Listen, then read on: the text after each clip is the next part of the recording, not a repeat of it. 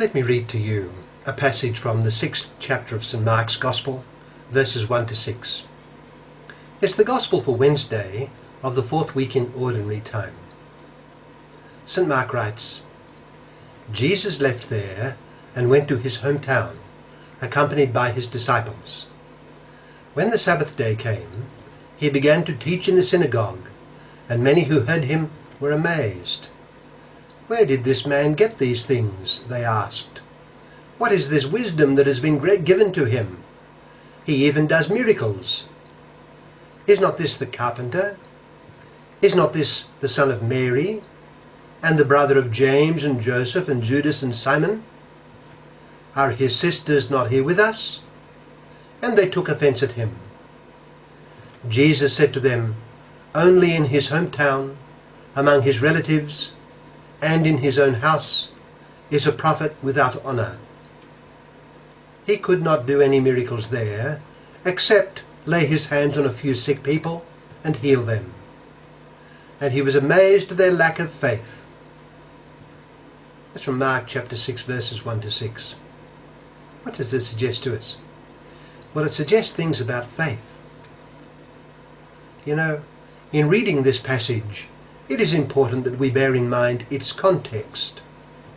In Mark's account, which is probably the account of Simon Peter, this return of our Lord to his home village of Nazareth occurred well into his Galilean ministry.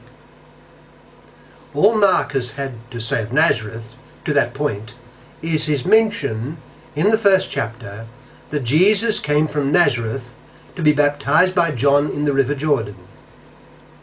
Once baptized, and with John now in prison, Jesus returned to Galilee in the power of the Spirit, preaching the imminence of God's kingdom. In this account, Simon and Andrew are the first to be formally called to share in our Lord's ministry, together with James and John. This call occurs in Galilee, and Capernaum appears to be the base of our Lord's ministry in chapter 2. An intense program of teaching and miracles ensues in Galilee, and it is with the reputation of a great prophet that our Lord returns in chapter 6 to his hometown. They had heard of the miracles, and here they have among them once again their relative, friend, acquaintance. We can imagine the simplicity and modesty of our Lord as he takes up a brief abode in the town. Presumably, he stayed with his mother in the family dwelling, occupying his room once again. There would have been nothing of high airs about him. His would have been the same simplicity and humility that characterized his life during the years of his childhood, youth, and adulthood there, prior to his leaving for the baptism of John. He would have met his cousins, such as James, Joseph, Judas, and Simon, as we read, and friends of the village. He would not have borne about him any studied manner of the great man. Our Lord was too real for anything of that, too truthful, too accessible. The marvel of this situation is that here was the great God, yet a true man. And so he entered the synagogue and stood up to read, speaking on the text before him. And the village was amazed. They had never seen the like in speech and in wisdom. It would have been the most impressive public words ever uttered in that tiny village. That is to say, this man they knew so well suddenly manifested extraordinary qualities exceeding all their experience of him. They knew him so well, but it was now evident that they had not known him as well as they thought. There was a great mystery at hand, and the mystery was Jesus.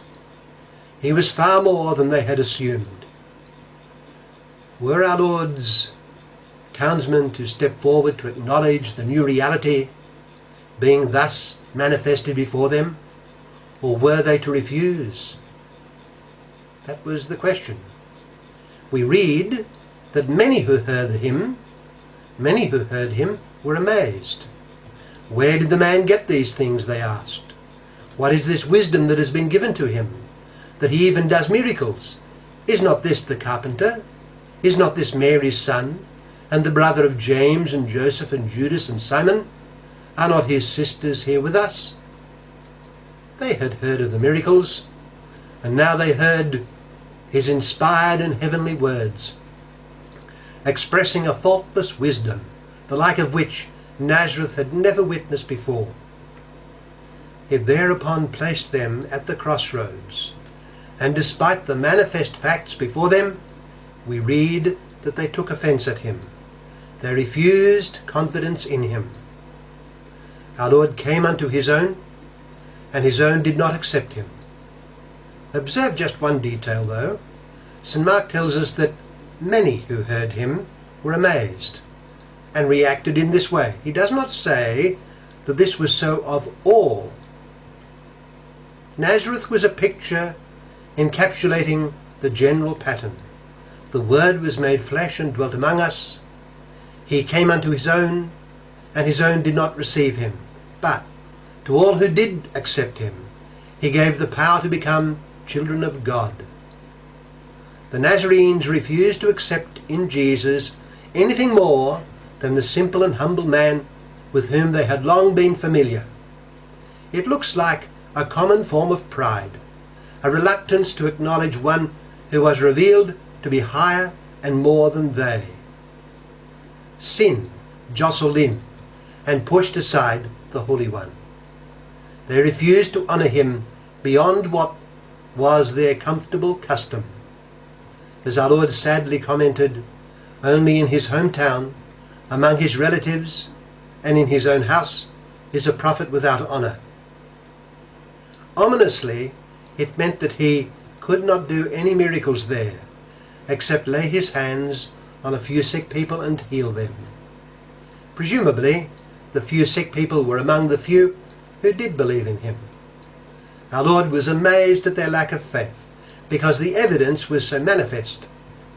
There were his words of unparalleled wisdom, his existing renown for miracles, and of course the moral goodness in him that had all along been manifest to them, and which would have been the guarantee of his present truthfulness.